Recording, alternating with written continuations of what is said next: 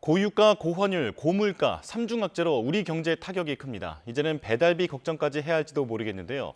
우리 경제에 미치고 있는 파장 자세히 짚어보겠습니다. 주원 현대경제연구원 연구본부장과 함께하겠습니다. 어서 오십시오. 네, 안녕하십니까. 네, 자 일단 뉴욕 유가 얘기부터 해보겠습니다.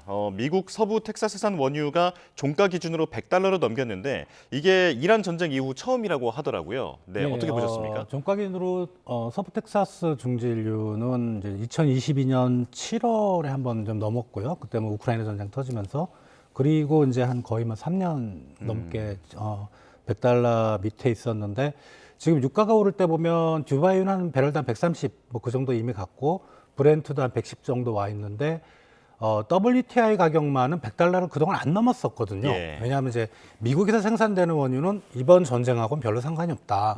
어떻게 보면 이제 이번 전쟁의 심각성을 나타내는 기준점이 WTI 가격 $100인데 그게 이제 드디어 넘으면서 미국도 이런 고유가의 충격으로 이제 들어간다라는 의미입니다. 아, 그렇군요. 그렇기 때문에 지금 시장에서는 어떤 심리적 지지선이 무너진 것처럼 반응하고 있는 그런 상황인데 이런 가운데 우리 경제에 더 우려를 키우는 소식이 전해졌습니다. 블룸버그 보도인데요.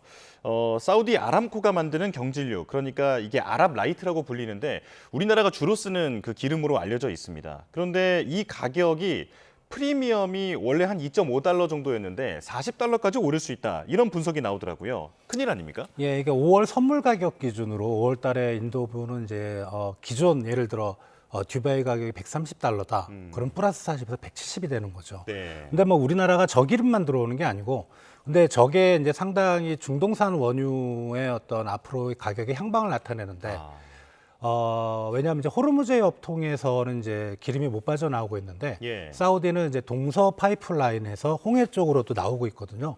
그러니까 사우디 쪽에서 나오는 기름이 어떻게 보면은 중동에서 나오는 원유의 지금 전쟁 때문에 거의 대부분인데 저게 프리미엄이 올라간다는 거는 이제 그 정도 전쟁 프리미엄이라고 할 수 있는 거죠.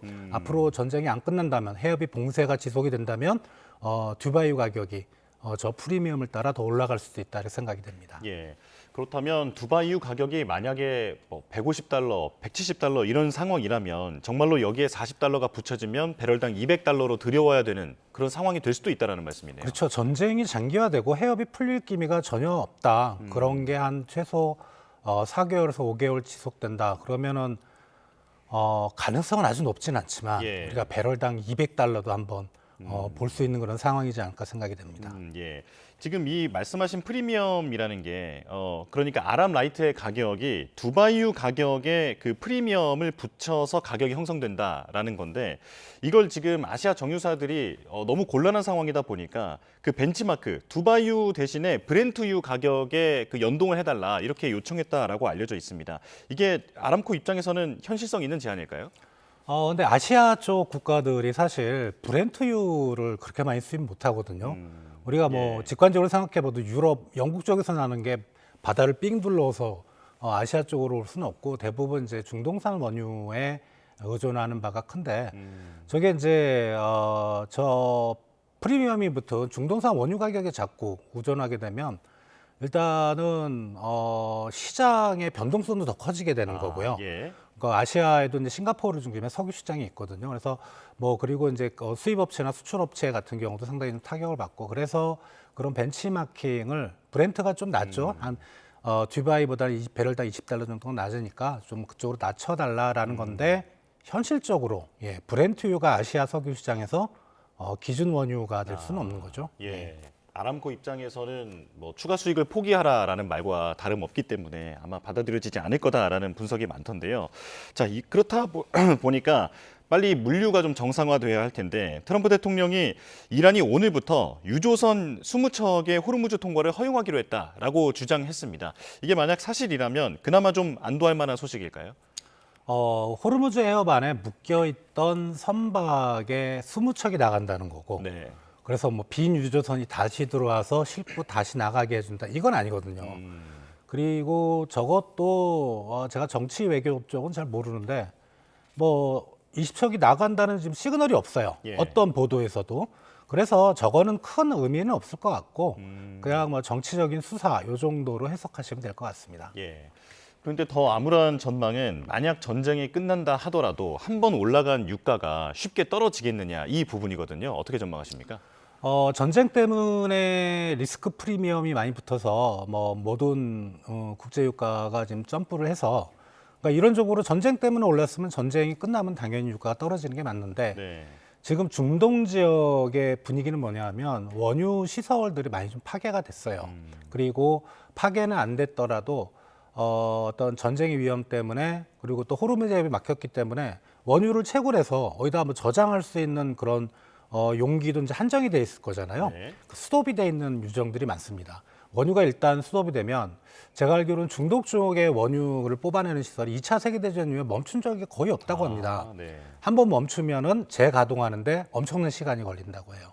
그렇다면은 석유 시장 전체를 보면 공급이 여전히 딸릴 거고, 예. 그런 경우에는 고유가가 전쟁이 지금 끝난다고 하더라도 최소 몇 달은 더 지속되지 않을까 생각이 됩니다. 예, 리스크가 계속 이어질 수 있다라는 말씀이신데요. 이런 가운데 이란이 그 호르무즈에서 통행료를 받겠다라고 하는 것을 그 의회가 제정을 했다라고 합니다. 그렇게 되면 일단 유가가 다시 정상화된다 하더라도 고정비가 더 올라가는 건 아닙니까? 우리 입장에서는요. 당연히 돈 내고 그러니까 톨게이트비라고 할 수 있죠, 일종의. 예. 예, 돈을 내야 해서 통과만 시켜준다면, 예, 통과만 시켜준다면 유가가 좀 떨어지는 부분도 있을 거고 아까 말씀드렸던 부분은 이제 유가가 지금 수준보다 더 높아지질 않고 그래도 뭐 배럴당 80, 90 요 정도 전쟁 전에 어떤 가격이 60달러대인데 그 정도까지는 못 가고 거기서 우리가 통행료를 좀 지불해서 만약에 유조선이 자유롭게 안전하게 통행된다면 네. 말씀하신 대로 운송비는 높아지겠으나 지금보다 어떤 상황은 많이 좋아지지 않을까 생각이 됩니다. 예. 그런데 조금 더 길게 생각해 보면 지금 이쪽에서도 통행료를 앞으로도 계속 받는다라고 보면 그 이 길을 이용하는 그 많은 물류 회사들은 이제 이쪽으로 다닐 이유가 조금씩 사라지는 거잖아요. 뭐 다른 우회로를 찾는다든지 파이프를 뚫는다든지 이런 방법도 있을 것 같은데 이란도 이런 부분을 충분히 뭐 염두에 두고 하는 얘기일까요?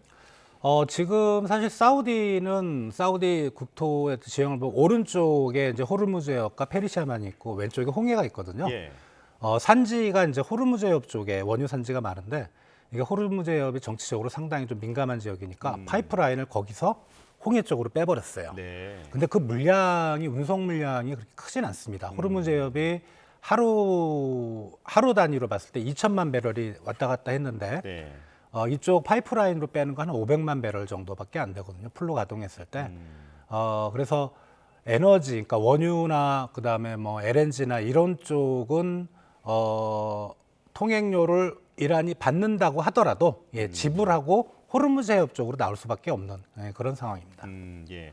우리 기업들이 홍해를 통해서 그 물류를 오가는 그런 비중이나 이런 게 좀 얼마나 될까요?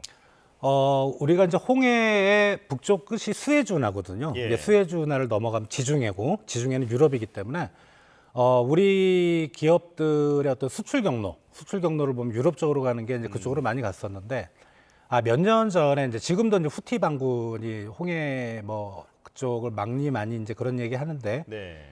몇 년 전에도 후티 반군이 좀 상당히 그쪽 분쟁이 안 좋아서 그렇죠. 예. 사실 많은 수출 기업들이 지금 상당 부분을 우회하고 있습니다. 그 희망봉을 돌아서 가는. 아프리카 예. 아래쪽으로 해서 그래서 지금은 홍해 쪽의 어떤 비중이 아주 클 것 같지는 않고 또 수에즈운하는 큰 선박은 지나가기 어려워요. 네. 그래서 물론 이제 저게 홍해가 막히면 상당히 문제가 되겠으나 지금 우리 많은 기업들은 사실 우회로 뭐 우리만 그런 게 아니고 일본도 그렇고요. 아시아 국가들의 유럽 쪽으로의 수출 물량은 지금 우회로를 많이 이용을 하고 있습니다.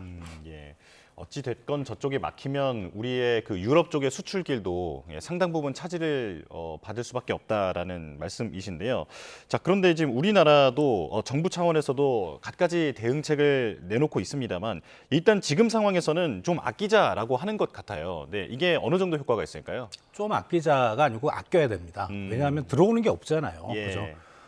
그렇기 때문에 지금 공공기관 쪽에서는 이제 차량 오부제 그리고 민간에 대해서는 공고하는 수준인데 이게 한 달, 두 달 더 길어진다면 민간도 이제 강제적으로 오부제를 해야 될 것 같고 왜냐하면 가격의 문제가 아니고 뭐 예. 기름값이 뭐 리터당 2,000원 올라가고 이게 문제가 아니고 물량이 없어지면 안 되거든요. 그래서 그런 부분에서는 이제 아끼자는 당연히 우리 부분 특히 이제 나프타 같은 경우가 사실 이 우리 차 연료보다는 사실 나프타가 더 우려되는 부분이거든요. 예. 그런 부분을 생각할 때는 정부가 얘기하는 이제 절약 이게 저는 맞다고 생각이 됩니다. 예. 그런데 일각에서는 지금 석유 최고 가격제가 시행되고 있습니다만 애초에 이 부분을 정부에서 건드리지 않았으면 가격이 훨씬 더 많이 올라서 알아서 좀 수요가 줄지 않았겠느냐라고 이렇게 좀 경제적 논리로 접근하는 경우도 있던데 이건 어떻게 보십니까? 맞죠? 예, 이게 시장의 가격이 갑자기 점프를 해버리면 기름값이 너무 올랐네. 이제 차를 두고 걸어 다녀야 되겠다. 아니면 뭐 대중교통을 이용해야겠다. 이거는 일반 승용차를 얘기를 하는 거고. 아, 예. 우리 사실 그거보다 더 걱정이 되는 부분은 뭐냐면 핵심은 뭐냐면 물류죠. 예, 화물차. 그게 우리나라에 어떻게 보면 대동맥과 같은 경우인데 화물차가 안 다닌다고 한번 생각해 보세요. 그러면 모든 경제가 다 셧다운 되는 겁니다. 그래서 예. 최고 가격제는 저는 시행을 했었어야 맞다고 보고 예. 말씀하신 부분도 일리는 있으나 그거보다 더 중요한 우리 화물 운송 그 부분을 우리가 생각을 해봐야 될 것 같습니다. 예. 여러모로 상당히 그 불가피한 그 상황에 처하게 되는 게 많다라는 생각이 드는데요. 지금 나프타도 언급을 해주셨는데 이게 플라스틱의 원재료다 보니까 플라스틱으로 안 만드는 게 없지 않습니까? 네. 예, 여러 가지 다 품귀 현상이 나타난다라는 전망이 나오는데 이제는 포장재 대란까지 얘기가 나오더라고요. 그렇다면 이제 배달비도 오르게 되는 겁니까? 배달비 이제 그 음식점에서 예를 들어서 사실 다 포장이 되는 거거든요. 예. 예. 그거를 이제 배달비는 이제 배달비 하시는 분들이 이제 배달비를 추가로 받는 건데 아마 배달비보다는 그 이제 그 뭐라 그럴까 배달을 해달라고 요청했을 때 네. 그게 음식점에서 플러스가 되겠죠. 아. 포장재 가격. 근데 예, 예. 아직은 제가 이제 주말에도 마트 좀 갔다 오고 했는데 그렇게 포장재가 부족하다는 느낌은 못 받았고요. 아, 예. 예, 물론 뭐 1인당 뭐 쓰레기 봉투 2장 얘기는 나오는데 근데 요게 당연히 우리 나프타가 안 들어오는 상황이기 때문에 또 이제 업체에 계신 분들은 한 1, 2주가 관건이라고 얘기를 하시는 거 보면 재고가 요게 좀 길어지면 말씀하신 인상 요인 예. 소비자 가격에 전가가 될 수밖에 없는 거죠. 예, 그런 부분이 분명히 있을 것 같습니다. 네. 그리고 우리 산업의 그 기둥이라고 할 수 있는 게 반도체인데 헬륨이 그 꼭 필요하다라는 얘기가 많이 보도로 전해지고 있습니다.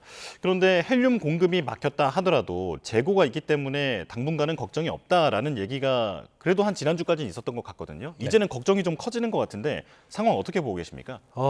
우리 이제 그 사실 카타르로부터 들여오는 부분이 상당히 많거든요. 근데 아시다시피 이제 카타르 그쪽 호르무즈에 막히면서 헬륨이 좀 카팅이 되고 있는데 이게 핵심 원부자재이기 때문에 네. 우리 반도체 기업들이 많이 좀 재고를 쌓아놓은 것 같아요. 아, 쌓아놓은 네. 것 같고 다만 또 같은 논리지만 이게 몇 달 길어지면 이제 우리 반도체 공장도 셧다운할 수 있는 그럴 가능성은 충분히 있는 거죠. 예, 그렇습니다. 예. 그렇다면 좀 나아가 보면 만약에 정말 헬륨 그 공급난이 이어져서 반도체 생산이 어려워지면 그러면 그 반도체 가격은 더 오르게 되는 것 아니겠습니까? 가격은 올라가겠으나 반도체 기업 전체를 보면 생산을 못 하잖아요. 아, 네. 예, 예를 들어 극단적으로 생산이 빵인데 가격이 반도체 하나에 1억이다. 그러면은 곱하기 0, 예. 1억 곱하기 0하면 빵이잖아요. 예. 가격은 올라가겠으나 우리 반도체 기업들은 상당히 타격을 받는 거죠. 네. 흔히 P와 Q의 문제다 이렇게 얘기를 하는데 네, 그 Q가 상당히 줄어들 수 있다라고 말씀을 해주셨고요. 원달러 환율도 보겠습니다. 어제 보면 이제 1,520원도 장중에 한때 넘었는데 지금 2009년 금융위기 이후에는 처음이라고 합니다. 이게 상단은 어디까지 봐야겠습니까? 종가 기준으로 금융위기 때 1,570원까지 갔었던 걸로 제가 기억을 합니다. 네. 그게 상단이에요. 보통 예, 정고점이 항상 상단이기 때문에 만약에 그거를 넘어선다, 그럼 정말 심각한 거고. 예. 그러나 이제 여러 가지 지금 원인이 뭐 당장은 미국과 이란 전쟁이긴 하지만 환율의 어떤 저 상황을 보면 이게 금리 인상, 그러니까 그로 인해서 미국의 달러 강세 이 부분을 상당히 좀 우려하는 그런 시장의 분위기인 것 같아요.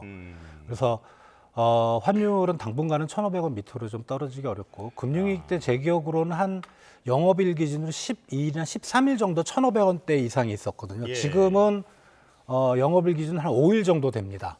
거의 지금 금융위기 때와 같은 어떤 외환 시장의 불확실성 이런 게 지금 벌어지고 있는 겁니다. 근데 이제 9시가 됐으니까 우리 시장도 개장을 했습니다만 최근 외국인의 이탈 움직임이 상당히 우려스럽습니다. 지금 원달러 환율이 1,520원 언저리에서 움직이고 있는 상황에서 외국인이 계속 팔다 보면 이 환율도 더 올라가게 되는 건 아니겠습니까?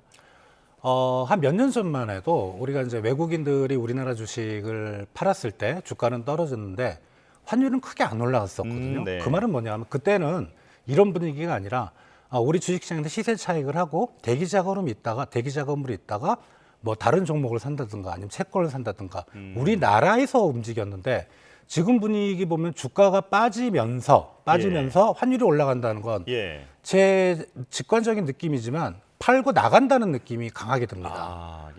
이게 이제 우리나라의 어떤 펀더멘탈 이런 걸 우려한다기보다는 우리나라 주식시장이 좀 많이 올랐잖아요. 그러니까 시세 차익을 두고 또 원달러 환율이 계속 올라갈 거라는 생각이면 가만히 있으면 또 환차손이 되는 거니까. 그래서 더 빠져나가는 그런 느낌이 좀 강하게 듭니다. 네, 고환율이 또 외국인 자금의 이탈을 더 부추기고 있는 그런 악순환이 이어지고 있다라는 말씀인데요. 지금 개장 상황 잠깐 정리해 보겠습니다. 일단 코스피 2.5% 정도 떨어진 5,145포인트 지나가고 있고요. 코스닥은 0.9% 정도 떨어져서 1,100선이 무너졌군요. 1,097포인트 지나가고 있습니다. 원달러 환율 더 올랐습니다. 0.24% 오른 그러니까 3.8원 정도 올라서 이제는 거의 1,520원으로 출발하고 있는 상황입니다. 지금 우리 증시 긴장감이 상당한 상황입니다. 악재에 악재가 더해져 있는 상황인데 간밤 뉴욕 증시에서 반도체 기술주들이 폭락을 했는데요. 지정학적 리스크에 구글 신기술 충격, 여기에 메모리 가격 하락 전망까지 겹치면서 지금 반도체주가 악세를 보이고 있는 것으로 보입니다. 자, 지금 관련 질문 하나만 드리겠습니다. 우리나라 그 주식에서 그 근간을 차지하고 있는 게 반도체고, 그리고 반도체 주가가 계속 올라갔던 이유를 보면 그 메모리 가격이 계속 올라갈 것이다라고 하는 그 이익 추정치 상향인데 지금 최근에 보면 메모리 가격이 조금 꺾였다 이런 분석도 있더라고요. 이건 어떻게 파악하고 계십니까? 간밤에 뉴욕 증시를 보면은 나스닥이 한 마이너스 0.7% 정도 좀 작게 빠졌는데 나스닥에 있던 마이크론, 이게 우리 삼전 하이닉스처럼 메모리 반도체를 만드는 마이크론이 10%가 빠졌습니다. 이 말은 일부에서는 아까 말씀하셨던 뭐 헬륨 가스 공급, 또 이제 미국과 이란 전쟁의 불확실성 때문에 반도체 기업의 주가가 조정을 받을 거라 이렇게 얘기들을 많이 하는데 그거 외에 가려져 있는 것 같아요. 터보컨트라는. 구글의 기술. 그렇죠. 그게 이제 기존 메모리 반도체를 6분의 1밖에 사용 안 한다. 근데 그게 이제 며칠 전에 떴을 때는 그거는 좀 너무 나간 뉴스다 이렇게 대부분 전문가들이 얘기했는데 지금 미국의 반도체 주식 주가가 떨어지는 거 보면 그 이슈가 우리가 전혀 무시할 만한 이슈가 아니다. 근데 물론 이제 반도체 가격이란 건 떨어지다가 다시 또 올라갈 수도 있거든요. 그렇지만 지금 분위기로서는 어떤 반도체 산업의 그동안의 호황을 좀 마무리하고 조정 국면으로 들어가는 게 아닌가 이제 그런 느낌도 좀 강하게 봅니다. 그렇군요. 메모리 업황에 대한 우려 자체가 커지고 있는 상황입니다. 자, 지금까지 주원 현대경제연구원 연구본부장과 함께했습니다. 고맙습니다.